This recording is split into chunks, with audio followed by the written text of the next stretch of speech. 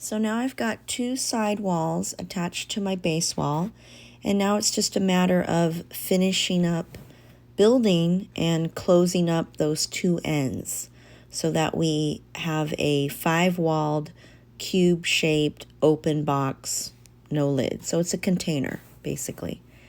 You can see evidence of my coils. I have not smoothed those out yet. I'm not going to until the entire box is built. And we will be finishing up building here rather quickly. Now, the issue with these two open ends is that I have two walls remaining, but I don't want to attach them from the side. I need to, again, have them sitting on my base wall. All walls sit on the base wall. Just remember that. So essentially what I need to have to occur is a kind of a wall being slid down from the top. And right now my wall is too big, so I'm going to have to trim it. I'm going to use a ruler and a bent paper clip.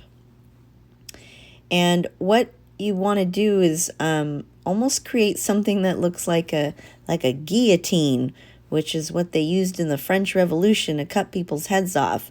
So you want like a guillotine effect where these two end walls slide down from the top. Okay. Now, I can tell my wall's not going to do that, so I need to trim it. It's too big, so I need to give it a little bit of a haircut. I'm just going to trim off a sliver. I'm using my ruler as a straight edge, and that little sliver might be enough. It might do the trick. It may not, and I may have to cut another sliver, okay? I'd rather have you undercut in this situation than overcut, okay? You'll understand why in a few minutes. You don't want to overcut. That could be problematic. Now, when you trim that sliver off, keep that clay, put it in your scrap clay bag. We can use that for coils, okay? We're still going to be adding reinforcement coils over seams.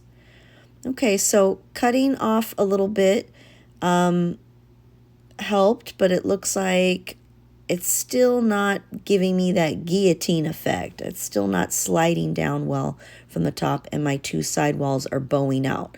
You don't want to force the situation, okay? So I'm going to cut off another sliver, keeping that clay, putting it in my scrap clay bag. Now, hopefully this should do the trick. Second time's a charm. They say third time's a charm, but I'm hoping second time's a charm. Okay, so this is a perfect fit now. Now the wall is, going to slide down well. It's not pushing out and bowing out my two side walls, okay? What you might be noticing, though, is that it's too tall, and that's normal. So basically, you have to keep doing custom cuts on those two final remaining walls, okay? But just cut a little bit at a time, a little bit at a time.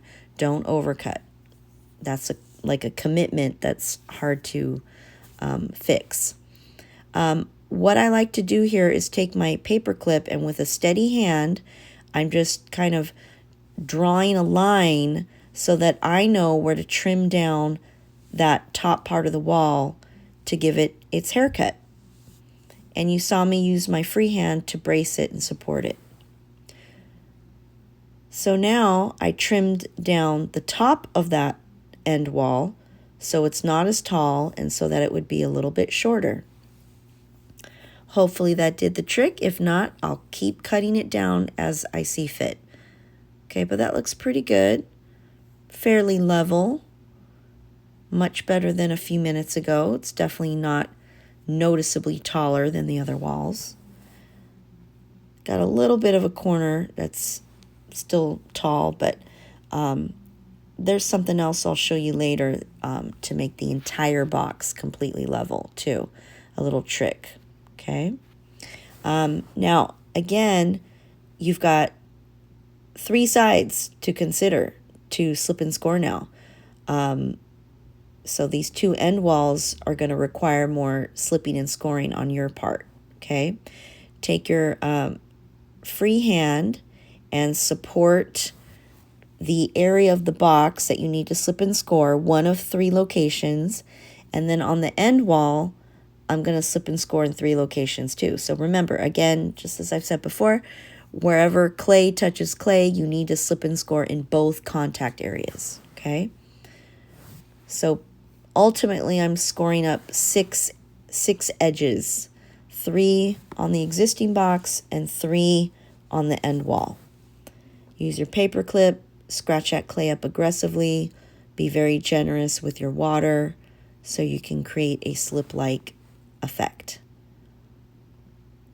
And you definitely want to be aggressive in your scratching and your scoring, and you want a lot of water.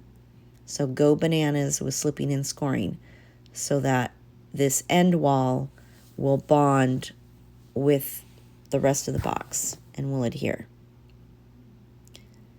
And again, I like to score and then add water and then score again. I recommend you do that too. All right, so I'm sliding that down guillotine style. I'm applying a little bit of pressure with my hands. I'm not squeezing anything. I'm just kind of bracing it and applying some pressure. Okay, want to make sure everything's going to fit and bond together. So use your hands, apply some pressure. We're going to baby this later and give it a makeover. Right now we're just building, and building is ugly. So the ugly stage, as I've mentioned before. Now, it could still feel a little unstable, so you're going to want to take your fingertips or even fingernails and kind of smooth over the outer seams. Again, just to help the walls bond together and become friends, okay? We'll baby this later. This is not the final smoothing. This is just an initial smoothing. And do that with fingertips and fingernails. Kind of drag your finger over those outer seams. Okay. Now let's look at these inner seams. I have 3 coils now in this situation to add. I've got 3 seams I need to deal with that this end wall just created. So I'll work with that in the next video.